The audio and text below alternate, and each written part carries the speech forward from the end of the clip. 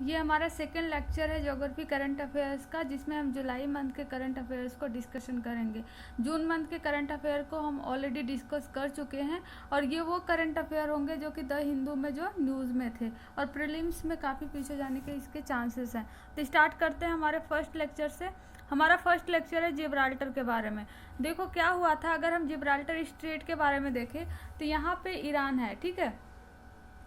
तो यहाँ पे बेसिकली होता क्या है कि यहाँ से अगर स्ट्रेट ऑफ जिब्राल्टर में हम देखें तो यहाँ से जो भी ऑयल की टैंकर्स वगैरह आते हैं, तो यहाँ पे ईरान क्या करता है, ईरान जो है काफ़ी पे जो है आक्रमण कराता है या हमला करवाता है। अगर खासकर वो जो है यूएसए का अगर कोई ऑयल टैंकर हो या ऐसे कंट्री का ऑयल टैंकर हो जो कि ईरान के जो है कि एंटी हो, ठीक है। तो ऐसे कंडीशन में क्या हुआ कि जो अगर ईरान ने एक बार ऑयल टैंकर पे हमला कराया, जिसकी वजह से कि क्या हुआ था कि ईरान जो है वो ऑयल का एक्सपोर्ट कर रहा था सीरिया में, जबकि सीरिया में हमें पता है कि ऐसे ही वार चल रहा है, ठीक है। वहाँ पे सैंक्शन लगे हुए हैं। सैंक्शन लगने के बावजूद भी यहाँ से ईरान के द्वारा ऑयल टैंकर पहुँचाने की वजह से यहाँ पे ब्रिटिश के जो मैरीटाइम जो नेवी वगैरह थे उन्होंने इसको रोक दिया है, और इसके बाद ये जो है कि इसके ब्रिटिश के पास है, ब्रिटिशर्स के पास है ये।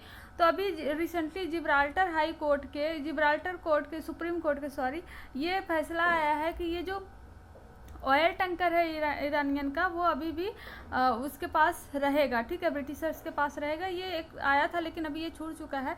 लेकिन फिलहाल ये जो काफ़ी न्यूज़ में हो गया था ये पोर्शन, मतलब खासकर state of Gibraltar and the Gibraltar जो टेरिटरी है इसके बारे में।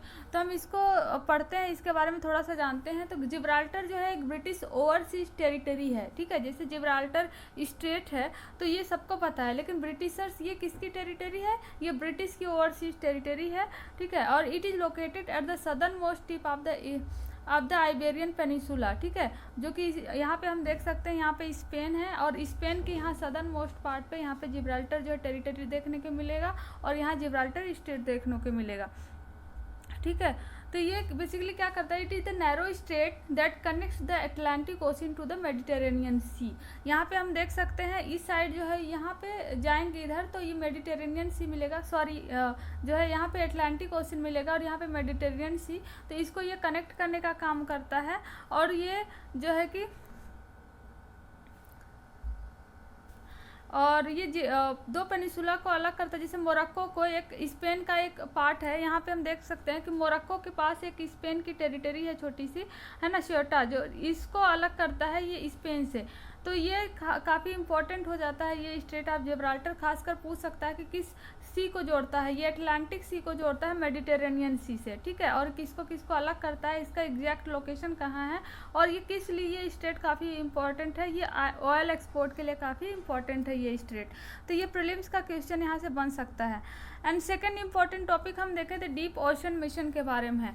अगर हम डीप ओशन मिशन की बात करें तो ये इसलिए न्यूज में था क्योंकि रिसेंटली जो है गवर्नमेंट के द्वारा इसको अप्रूवल दे दिया गया है। जिस तरीके से हम देखें, इसरो जो है वो स्पेस में एक्सप्लोरेशन कर रहा है ना, इंडिया का, और नासा को देखें जो कि अमेरिका का है वो स्पेस में एक्सप्लोरेशन कर रहा है। इसी तरीके से सी में जो है एक्सप्लोरेशन करने के लिए ये मिशन है जिसको बोलते हैं डीप ओशन मिशन। और डीप ओशन मिशन का जो टाइम पीरियड है वो 5 साल है, ठीक है। ये तो फैक्ट है जो याद रखने के लिए है कि इसका टाइम पीरियड 5 ईयर्स है। और दूसरा ये किसके द्वारा लेड किया जा रहा है, लेड किया जा रहा है यूनियन अर्थ मिनिस्ट्री के द्वारा। 2 फैक्ट यहाँ बहुत इंपॉर्टेंट है, पहला किस मिनिस्ट्री के अंदर में है, और दूसरा कितने साल का ये प्रोजेक्ट है। इसका ऑब्जेक्टिव क्या है, इसका ऑब्जेक्टिव ये है कि सी के बॉटम में बहुत सारे मेटल्स, पॉलीमेटेलिक नोड्यूल्स के बारे में हम पढ़े ही हैं, ठीक है।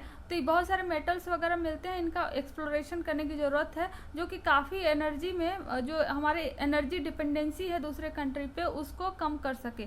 क्योंकि यहाँ से जो मेटल्स मिलेंगे उसको एज ए हाइब्रिड की तरह मोटर व्हीकल में या मशीनों में यूज़ किया जा सकता है, जिससे एनर्जी की डिपेंडेंसी जो है वो दूसरी कंट्रियों से कम हो जाएगा। तो ये इसका ऑब्जेक्टिव है। हम यहाँ देख सकते हैं कि इस तरीके से इसके द्वारा डीप ओशन मिशन के नीचे किस तरीके के मेटल से इसका एक्सप्लोरेशन वगैरह किया जाएगा, जिस तरीके से स्पेस में एक्सप्लोरेशन किया जा रहा है इसरो के द्वारा। तो ये कुछ इंपॉर्टेंट फैक्ट थे, ठीक है। नेक्स्ट आता है हमारा ओमेगा ब्लॉक। ओमेगा ब्लॉक के बारे में हम देखें तो बेसिकली हम इसको जानने के पहले, ओमेगा ब्लॉक के बारे जानने के पहले अगर हम अर्थ में देखें तो यहाँ पे जेट स्ट्रीम चलती हैं, ठीक है। तो जो जेट स्ट्रीम चलती हैं, यहाँ कोल्ड एयर चलती है और यहाँ पे थोड़ा उससे वार्म होती है, तो यहाँ पे इस तरीके से जेट स्ट्रीम चलती हैं, ठीक है। तो अगर हम यहाँ पे मैप में देखें तो यहाँ पे जो जेट स्ट्रीम चल रहा है, इस स्ट्रीम की वजह से जो यहाँ पे अफ्रीका का है, अफ्रीका में जो डेजर्ट है, सारा डेजर्ट, वहाँ से जो है कि सीधे एयर पहुँच सकती है यूरोप में। लेकिन कुछ इस तरीके से पैटर्न होने की वजह से, यहाँ पे अफ्रीका है तो यहाँ पे यूरोप आता है, इस तरीके से पैटर्न होने की वजह से ये हवा जो है यहाँ पे पुश नहीं हो पाती, ठीक है।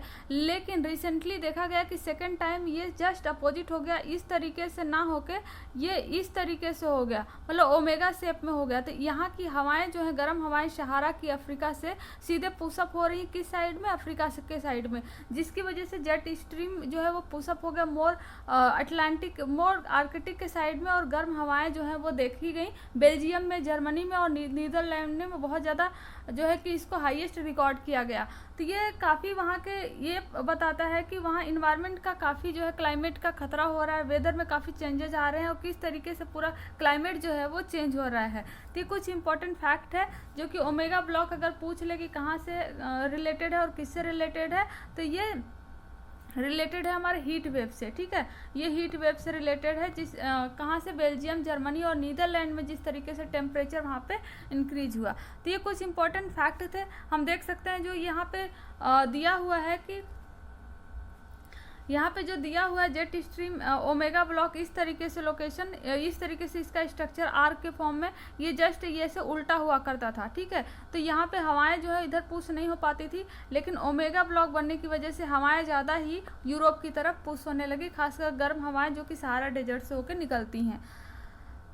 तो ये कुछ इंपॉर्टेंट फैक्ट थे। दूसरा फिर नेक्स्ट हमारा टॉपिक है रेड मड। रेड मड के बारे में हम देखें तो देखो क्या है, एल्युमिनियम का जो खनन होता है, एल्युमिनियम की जो माइनिंग होती है वो बॉक्साइट से होती है। हमें ये पता है कि एल्युमिनियम की जो माइनिंग होती है बॉक्साइट से होती है, बॉक्साइट से निकाला जाता है एल्युमिनियम को, ठीक है। तो इसके बावजूद, इसके बाद क्या होता है, निकाल तो लेते हैं लेकिन कुछ जो रेसिड्यू बच जाता है, उस रेसिड्यू रेड कलर की वो रेसिड्यू होती है जिसको रेड मड बोलते हैं या रेड स्लज भी बोलते हैं, बॉक्साइट रेसिड्यू बोलते हैं या एल्युमिनियम रिफाइनरी रेसिड्यू बोलते हैं।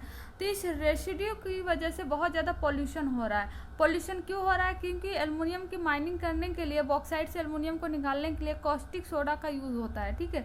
और इसमें और कई सारे मिनरल्स होते हैं जो सीधे वाटर वगैरह में जाके वहाँ पे पॉल्यूशन क्रिएट करते हैं।